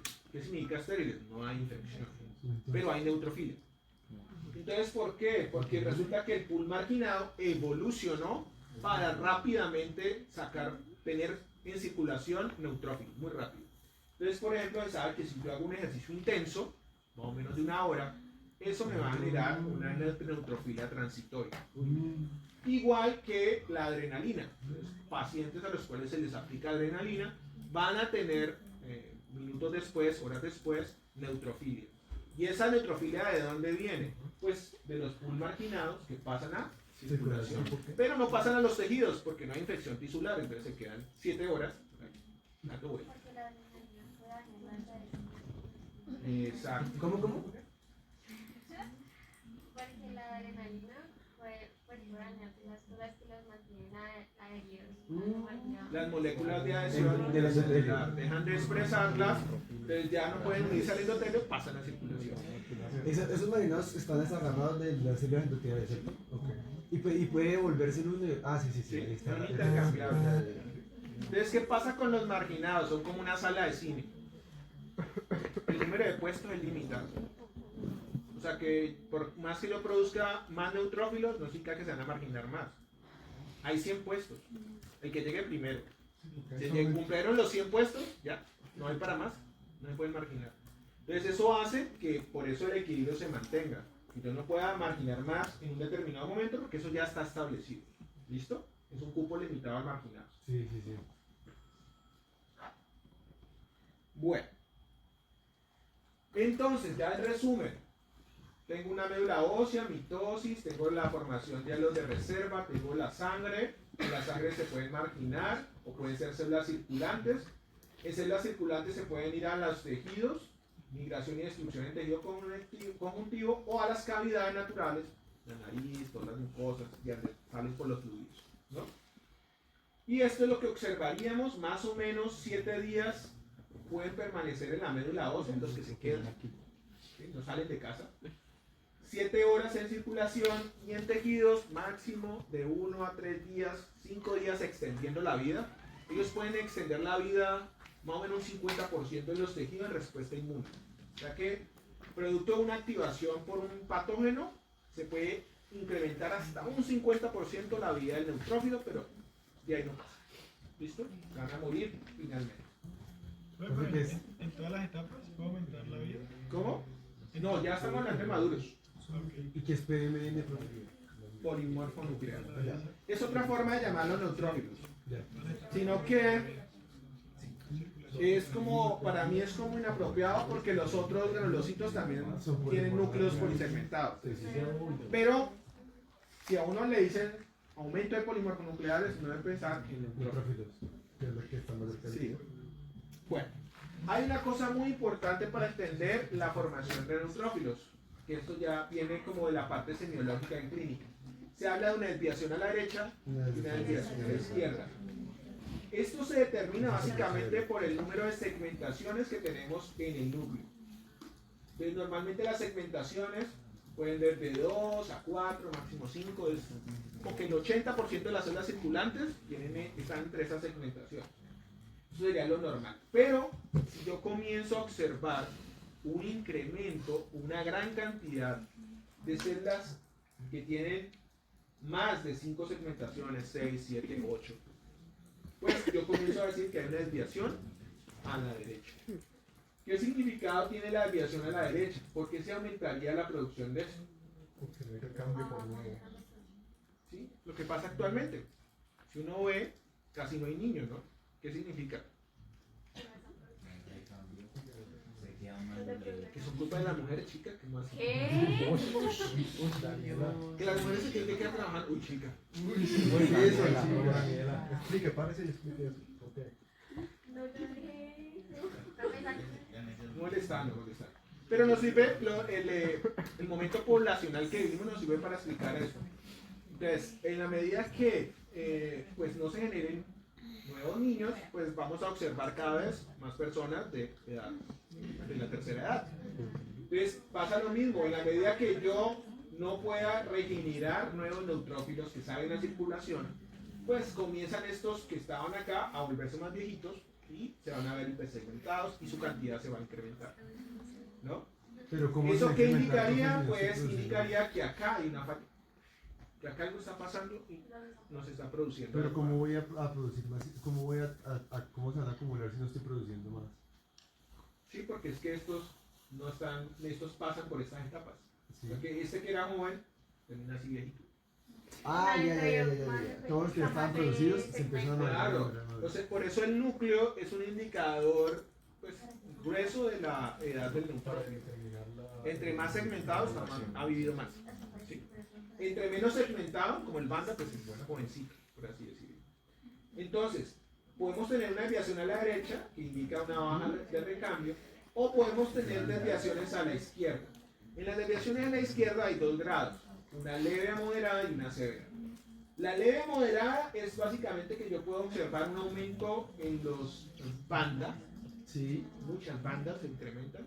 Esto, por ejemplo, se puede observar en apendicitis, que las bandas pueden llegar a 10, 15, 20%, cuando normalmente está entre el 1 y el 3. Esto indica que la médula está dándolo todo para producir un nuevo neutrófilo. Pero también tenemos la desviación a la izquierda severa, que está así grave. Porque comenzamos a ver ya precursores demasiado inmaduros. En sangre. En sangre, mieloblastos, promielocitos, metamilocitos, y ahí es cuando uno tiene que pensar de que hay una alteración severa en la médula, probablemente un trastorno mieloproliferativo, porque pues eso ya significa que la médula perdió el control, está dejando salir células que no deberían verse nunca, y eso es típico de algunos tipos, por ejemplo, de leucemia, donde se pierde la capacidad de controlar la salida y comienzan a aparecer todas estas células inmaduras, que se llaman blastos. Profe, pero ahí también significa que se está en la desviación izquierda, que también se están produciendo y están saliendo, ¿verdad? Sí, Ahí ya también aquí es hipoproducción, hacia acá es hiperproducción. Profe, por ahí puede haber una hipoproducción y puede haber muchos de estos por razones, por ejemplo, si necesitamos producir mucho más porque hay una infección o por los capilares Sí, dañados. pero incluso en infecciones muy severas, ver ya un mieloblasto, eso ya Pero no, por no. capilares dañados también. ¿Qué? ¿Los qué? Si los capilares están dañados, los sinusoides y dejan ir con Claro, pero entonces, pues en todas las médulas, todos los capilares sinusoidales dañados, Pues ya para se que termina. salía- de todo. Sí, o sea, ver esto, y además que se ven en gran cantidad, o sea, son blastos muy inmaduros, eso ya está indicando de que hay un trastorno en la maduración, y eso se asocia sobre todo en leucemias. ¿Sí? Entonces, y además los conteos absolutos son brutales, 25.000, 30.000, 40.000 células, o sea, eso ya es de muy mal pronóstico. 2 cosas, profe. La primera, estas desviaciones, tanto derecha como izquierda, se determinan a partir de la sangre, ¿cierto? Todo es en sangre. Y a partir de blood smear, ¿cierto? Ok. Sí, un Ok. extendido de sangre No periférica. necesito yo meterme a la Ya, médula ni claro, nada de eso. ya hay equipos que, por ejemplo, pueden evaluar el núcleo, ¿no? Equipos más modernos en el hemograma pueden evaluar el núcleo, pero siempre se confirma a través del frotis de extendido de sangre periférica. ¿Y en qué situaciones dijiste que podemos encontrar la severa? Sobre todo en leucemias, trastornos Ok. mieloproliferativos, ¿no? En los cuales la célula está tan hiper congestionada, hipercelular, que pues esas células por presión salen sin control. Sí. Muchas de esas células obviamente si son inmaduras no son funcionales, entonces los pacientes pueden tener mucho de esto, pero les dan infecciones porque pues no llegan acá. O también Llegan a mucha ser demanda, maduras. ellos pueden salir Por la misma presión, las teorías hablan de que la misma cantidad tan excesiva presiona a estas células a salir ya por fuerza mecánica. Ya. Bueno, pasemos al eosinófilo. Entonces, el eosinófilo es una célula que se encuentra en un porcentaje mucho menor Normalmente puede estar del 1 al 3, 1 al 4, dependiendo de las poblaciones. Se caracterizan ya por ser células bilobuladas, normalmente tienen dos segmentaciones. Y el citoplasma se cubre por algo que se llama los gránulos eosinófilos, ¿no? O sea que tienen básicamente compuestos básicos, proteínas básicas, que pues le dan la coloración de la eosina. Dentro de las proteínas que se almacenan, la más importante es la proteína básica mayor, la cual muestra ser efectiva contra ciertos patógenos como parásitos tipo el minto, ¿no? O sea que parece ser que la evolución llevó a que el eosinófilo adquiriera esta característica para poder combatir los parásitos tipo el minto o gusano. También tiene otras proteínas como la catiónica, la peroxidasa eosinofílica, y en el tejido, cuando ellos mueren, esta lisofosfolipasa puede generar cristales, que se llaman los cristales de Charcot-Leyden, que pues se hace un hallazgo histopatológico en tejidos donde ocurre este fenómeno. ¿Cómo así que tiene que haber una condición patológica? Sí, claro, es una respuesta inmune, se acumulan eosinófilos, liberan esta lisofosfolipasa y ella forma cristales en tejido. O sea, no hace parte como el proceso de respuesta. ¿En qué tejido podría ser eso? Puede ser en músculo, tejidos conectivos, donde se ve la respuesta. Okay. En piel, en dermis. Bueno, hay que tener en cuenta esto. A veces dicen, me tengo que memorizar todo esto. Esto hace parte como ya del conocimiento general.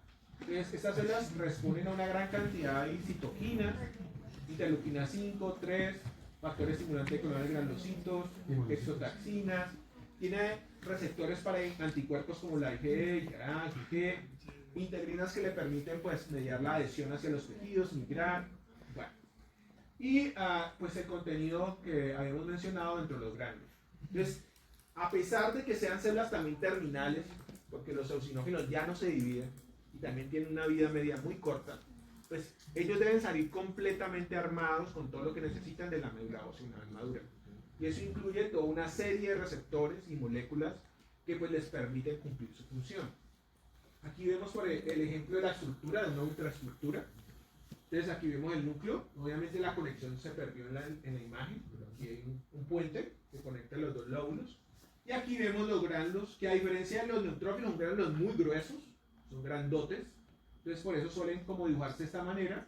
Miren que aquí vemos la transición.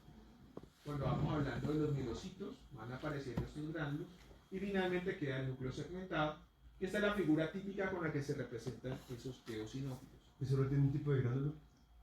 No es como el de otro. Pues tiene vesículas. Ellos también tienen vesículas. Recuerden que sigue la misma línea del promielocito, tienen azurófilos, pero en la medida que van madurando lo van perdiendo o quedan muy escasos, 1 o 2 gránulos que ya no son evidentes realmente en las funciones. Disculpe, ¿cómo es su participación en la respuesta inmune frente a las hormonas? Bueno, como él tiene receptores para IgE, la IgE se implica en el asma. Entonces, cuando él se activa, libera sus gránulos. Y eso también lleva el proceso inflamatorio asociado al asma. Entonces, se considera que él participa en el proceso, aunque no es la célula más importante. Todavía como un segundón, por así decirlo. De manera por inflamatoria. Sí. Ya. Bueno, vamos para los basófilos y mastocitos. Hay mucha confusión, a veces, ¿no? Bueno, entonces, ¿cuánto es el porcentaje de mastocitos que circulan en la sangre? ¿Cuánto, ¿Cuánto es el porcentaje de mastocitos que circulan en la sangre? Es de 0%. Que circula la sangre. Porque el mastocito no es una célula sanguínea, es una célula de tejido. Está pasando el monocito. ¿Sí? Entonces, los mastocitos se derivan de la médula ósea. Entonces, dentro del árbol jerárquico hay una ruta que genera mastocitos, pero hay un problema con el mastocito. Lo que se genera en la médula ósea son progenitoras de mastocitos. Y luego esas progenitoras, ¿qué tienen que hacer? Salir de la médula, ir al hígado o al vaso, terminar de madurar, pasar a ser precursoras, salir de esos órganos y llegar al tejido donde madura. ¿Sí? Que el recorrido del mastocito es larguísimo. ¿Pero por dónde se va? Sangre. ¿Por la sangre? Sangre. Entonces, por eso normalmente ellos no se pueden evaluar en sangre. porque lo que realmente es Precursores. son precursores o progenitores que salen de la médula ósea que se parecen a los linfocitos. Pues, morfológicamente son como los linfocitos, no se van a identificar. Se especializan es en el tejido. En el tejido. Es por eso.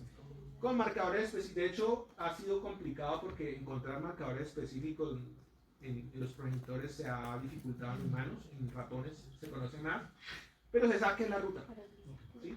Que los mastocitos que están en los tejidos realmente se originaron desde la médula ósea, pero la maduración, el proceso de maduración culmina en el tejido, donde ellos llegan. Pero ellos tienen un hermanito muy particular, un primito, ¿no sería hermanito?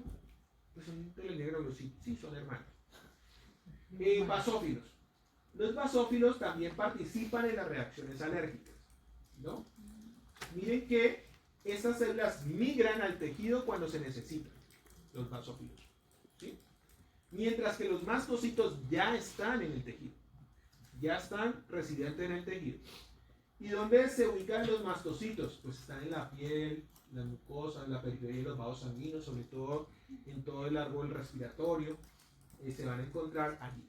Entonces tenemos como zonas estratégicas donde se ubican los mastocitos. ¿Qué tienen en común mastocito y basófilo? Pues que tienen receptores para la IgE, que es la inmunoglobulina principal que participa en los procesos de alergias, ¿no? Y de agua. ¿Y estos granulos qué van a almacenar? Pues van a almacenar esencialmente una molécula que ustedes conocen como la histamina. ¿Sí? Ellos salen con histamina. Los mastocitos sí las producen, siguen produciendo histamina en el tejido. O sea que, a diferencia del basófilo que ya sale cargado con histamina, el mastocito una vez madura continúa a lo largo de su vida produciendo la histamina para las reacciones. Sí, porque eso era el digestivo que lo producía la histamina para poder estimular las células parietales. Y también para estimular la producción, por ejemplo, de moco, ¿no? Entonces, por eso se considera que estas células participan en la hipersensibilidad de la respuesta inmune a larvas de parásitos, ¿sí? Entonces, ahora no es tan común, pero pues en la evolución humana, antes de que usáramos calzado, de que tuviéramos el concepto de salubridad, de agua, pues hay larvas que pues, se pueden introducir por la piel o por el sistema digestivo y migrar por la sangre. Entonces, para ese tipo de larvas parece ser muy efectivos las células como mastocitos y basófilos para contener, ¿no? La respuesta inmune a cosas como por ejemplo los camarones, esa es de No. Cuando uno tiene una alergia, el problema es que uno reconoce antígenos de ese componente, de ese alimento como extraño, y genera una inmunoglobulina que es la IgE. Y eso hace parte de la respuesta inmune adaptativa específica. Pero la IgE sola no hace nada. Se le pega al componente y no genera nada. El problema es que la IgE tiene un receptor en estas células, ¿sí? Entonces, imaginemos que aquí está el receptor y se une la IgE. Y esta célula está esperando. Entonces, cuando llega el antígeno, se le pega, la IgE funciona como un receptor para él y él genera una serie de señales y libera la histamina. ¿Sí? Y eso va a generar la respuesta. Pero realmente el punto central es, pues no produzcamos esto.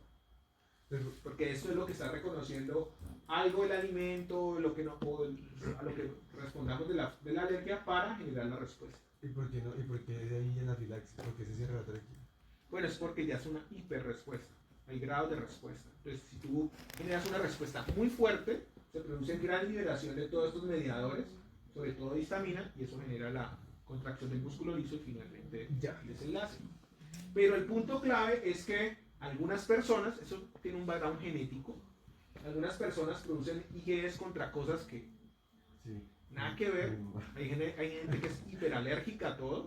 ¿Y por qué es hiperalérgica? Porque produce IgE para todo. Entonces, a proteínas del camarón, a proteínas del huevo, a proteínas de la leche, ¿sí? Y entonces cuando entran esas proteínas en contacto, pues esto activa este receptor y estas células responden liberando su contenido, generando ya la respuesta, desencadenando la respuesta. ¿Y el antihistamínico actúa sobre esos receptores? No, el antihistamínico actúa sobre quién?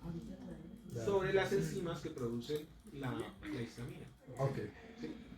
Gracias. Entonces, claro, aquí hay muchas terapias que intentan bloquear la IgE, pero son costosísimas. y generan más complicaciones.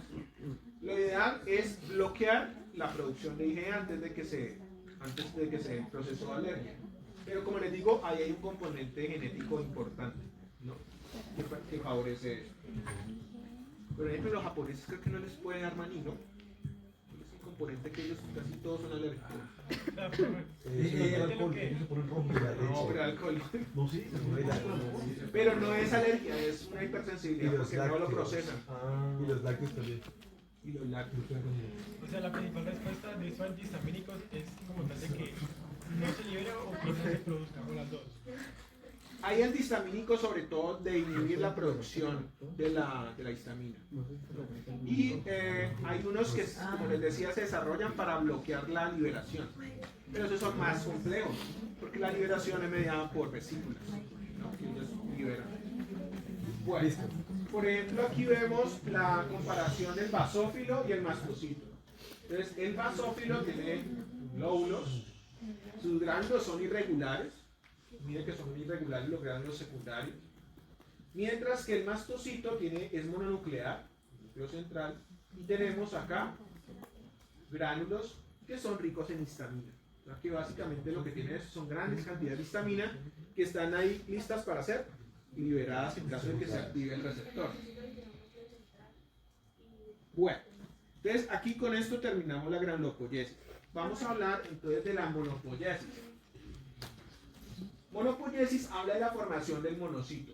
Entonces hablamos de la formación de que hay unos precursores, monoblastos y promonocitos. Esos sí ya no son tan claros, tan evidentes. Ahí se saca uno el ojo para identificar esos precursores. Pero ¿qué se sabe? Que estos monoblastos y promonocitos van madurando progresivamente el núcleo y él se va lobulando pero no se segmenta. Que no llega a ser como tan delgadito como en los granulocitos, sino que queda gruesito. Así como esto. Sería un lóbulo. ¿Cuál es el propósito de la segmentación de las bandas? Espacio. Espacio del citoplasma para poder tener más cosas acá. El núcleo ocupa mucho espacio. Entonces, ya en los granulocitos, gran parte del material genético no se usa para expresión génica. Queda algo de expresión residual. Entonces, tener ese núcleo ocupando gran espacio, pues evita que se llene de gránulos, que tiene vesículas, ¿no? Por eso todo lo que son organelas que ya no se necesitan son eliminadas en el proceso de maduración. Aquí tenemos que sería un monocito. Ustedes pueden ver el núcleo y vemos la entradita. Esta entradita es típica. El monocito es un frijolero, ¿no? Normalmente el núcleo es como un frijol, puede ser como también parecido a un cerebro. Tiene sus entraditas. ¿Sí? En la medida que se vuelve viejito, tiene más entraditas. ¿Un feto? En tejidos, el embrión, bueno, por ustedes. En tejidos se diferencia a macrófagos. Entonces, aproximadamente se estima que estos macrófagos pueden durar de 2 a 3 meses. O sea, pareciera ser que el único propósito del monocito es migrar a los tejidos y convertirse en macrófago tisular. Presenta gránulos primarios y secundarios, pero no un granulocito. ¿Por qué? Que la cantidad de esos gránulos es muy pequeña. Miren que aquí vemos gránulos, una surófila. ¿Okay? Muy poquitos, entonces no da para hacer granulocito, y además un núcleo no es polisegmentado, no es segmentado, pero también se conoce como un mononuclear. Y finalmente se convierte en esto en los tejidos, un macrófago. Característica de todos los macrófagos, su altísima capacidad de fagocitar. Se llaman los fagocitos profesionales, ¿no? Y en los distintos tejidos van a cumplir funciones diferentes. Bueno, aquí vemos algunas cosas como relevantes entre los dos. ¿Qué vamos a observar dentro del monocito? La formación de fagosomas, son esas vacuolas, producto de la fagocitosis, su núcleo afrijolado, con entradita. Tiene su retículo endoplásmico, su aparato de Golgi, tiene una gran cantidad también de lisosomas, que es característico de esta línea. ¿Y qué pasa cuando él se convierte a macrófago? Aumenta su superficie, su tamaño, su núcleo se vuelve redondeado, las organelas se desarrollan mucho más. Entonces esto nos indica que es una célula con una alta capacidad de síntesis. Se producen pseudópodos Eso significa que su capacidad de fagocitar está incrementada, de aumentar su área y fagocitando elementos en su parte externa, aumenta pues la cantidad de mitocondrias, indicando que pues necesita más energía para cumplir todas estas funciones. Y aumenta también los lisosomas, que son los encargados finalmente de degradar lo que el fagocita. ¿no? Profe, ¿y esto solo puede pasar a nivel periférico? O sea, cuando ya llega al tejido, ellos no pueden madurar en la sangre o en otra parte. No, en sangre uno no ve macrófagos. Y entonces, ¿qué es lo que hay una molécula o algo que lo hace como estimularse para que se diferencie y se vuelvan? Sí, y eso solamente ocurre en los tejidos. Y volvemos acá. Lo que ocurre en el tejido parece ser que se queda en el tejido. No sabemos mucho, ¿no? Porque es otra regulación paracrina, autocrina, cosas muy locales. Entonces, hay un sistema que se llama el sistema fagocítico mononuclear. Y es toda la red de monocitos y macrófagos que tenemos. Algunos de ustedes ya lo vieron, ¿no? La microglia, el sistema nervioso, el macrófago intraocular, que se encarga de pues, todos estos desechos que se generan allí, eliminarlos, además de la respuesta inmune. El macrófago alveolar, que es uno de los que le toca más trabajo. Las células de Kupfer en el hígado. El macrófago medular, fundamental. Recuerden que él es el encargado de detectar células dañadas, de eliminar desechos celulares en la médula. Bueno, pero ahí, por ejemplo, profe, ahí entonces él no saldría, no migraría, no que ahí mismo se diferencia. Ahí tiene que diferenciarse. Sí. El osteoclasto, que es un macrófago especializado en la retorsión ósea, que está asociado más fuertemente al sistema inmune, como son los que están en los nódulos linfáticos, ¿no? El macrófago intestinal también le toca duro. Macrófago esplénico, que está encargado de la regulación de todo lo que circula, células sanguíneas, patógenos, le está censando y eliminando constantemente aquello que se requiere eliminar. Finalmente en piel tenemos dos tipos de macrófagos, el macrófago de la dermis y las células de Langerhans que están en la parte superficial. Y hay más macrófagos, ¿no? En la medida que se estudian los macrófagos, hay más subtipos de macrófagos. Entonces, hasta hace unos 10 años se creía que los monocitos circulaban por sangre para llegar a un tejido y convertirse en un macrófago específico. Pero eso cambió ya. Ahora que se sabe que uno produce una gran cantidad de monocitos que probablemente nunca se van a usar. ¿Por qué? Porque la microglia se autorrenueva ya misma en el sistema nervioso. Es decir, no hay monocitos que pasen al cerebro y formen microglia. No existen, ya los marcadores lo han mostrado. Las células de Kupfer, lo mismo. Que un monocito pase al hígado y se convierta en célula de Kupfer, no. Las mismas células de Kupfer generan nuevas células de Kupfer. Pero en algún momento fueron monocitos, en algún momento del desarrollo embrionario. No. Lo que ha ocurrido es que en algún momento del desarrollo embrionario se formaron esos macrófagos residentes del tejido y a lo largo de la vida ellos mismos se renuevan. O sea que no hay un origen monocital. ¿Cómo se sabe esto? Porque se utilizan marcadores de monocitos de médula. Y esas células no presentan marcadores de médula, no son de médula. Entonces, una de las teorías que se plantea es, en caso de infecciones severas, tú vas a necesitar un aumento en el número de macrófagos. Entonces, esos monocitos van a hacer eso transitoriamente. Pero una vez cese la infección, todos esos macrófagos se mueren. Porque ya no son necesarios, porque se maneja aquí también el concepto de nicho. Los nichos controlan el número de células y el tipo de célula que accede al tejido. Entonces los monocitos parecen no ser adaptados a muchos de estos tejidos. ¿Dónde sí se ve que hay recambio constante a partir de monocitos? Por ejemplo, el macrófago intestinal. Se sabe que muchos monocitos terminan en intestino y formando macrófagos intestinales porque la pérdida de macrófagos intestinales es altísima. Entonces, localmente no les daría para renovarse. Y lo mismo en el macrófago alveolar. Entonces parece ser que en algunos tejidos el monocito sí puede llegar y formar macrófago directamente. En otros no llega, no lo dejan pasar. ¿Sí? Porque el macrófago tisular residente se encarga de la propia renovación interna. Pero en infecciones severas sí se da como una ventana de que ellos pueden entrar a los tejidos para formar macrófagos. Una vez ya cumplieron su función, son eliminados. Porque el número de macrófagos tisulares también es otro número controlado. No podemos tener un exceso de macrófagos. Profe, pero que dijiste al principio que en caso de una infección necesitas un gran número de macrófagos y qué. Entonces, en ese caso, los monocitos sí pueden acceder a tejidos donde normalmente no irían para diferenciarse macrófagos. Profe, pero entonces sí podemos ver monocitos porque dice que se ve como recambio intestinal y alveolar, o sea, ellos sí viajan a esas partes y ahí Sí. se recambio. Lo que les digo es que no todos los macrófagos que tenemos en este momento se derivan de monocitos. Algunos se derivan desde la etapa embrionaria y se renuevan constantemente dentro del tejido, independiente de los monocitos que tengan ahí. ¿Sería la mayoría?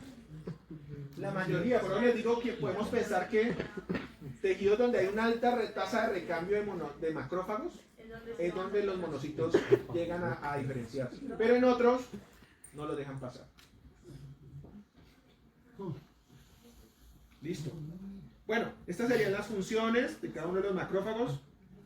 Porque los macrófagos, ¿cómo terminan pues, su Apoptosis. apoptosis después de que llegan sus lisosomas? Claro, imagínate que su única función es fagocitar, censar, fagocitar y producir moléculas que regulan el medio.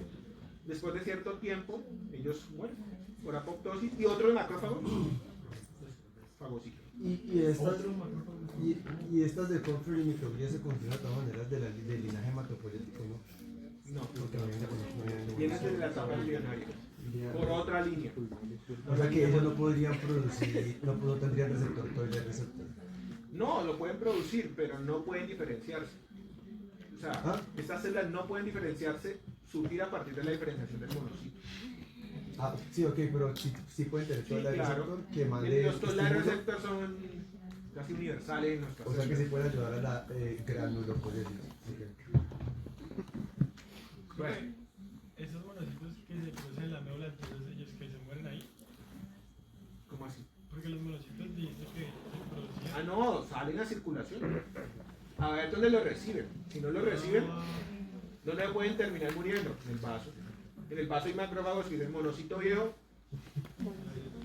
Se fagocita, se elimina porque usted ya no encontró dónde llegar. Profe,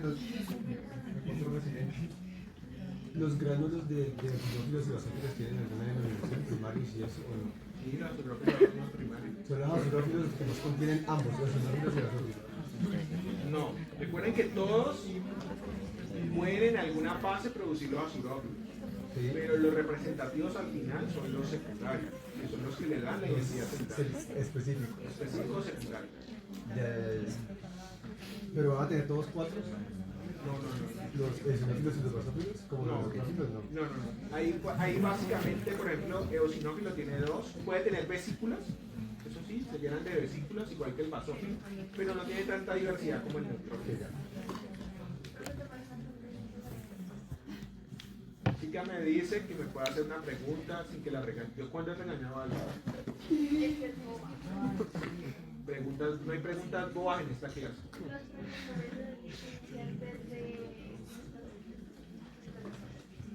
El precursor desde antes. Desde el último progenitor. Es que aquí Mira. comenzó desde el progenitor de granulocitos. Ajá. Eso es Siguió luego el mielolazo, que ya es un precursor.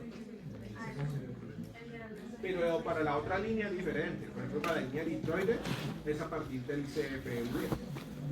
Sigue lo que llaman. Porque dependiendo de cada línea, los precursores reciben nombres diferentes.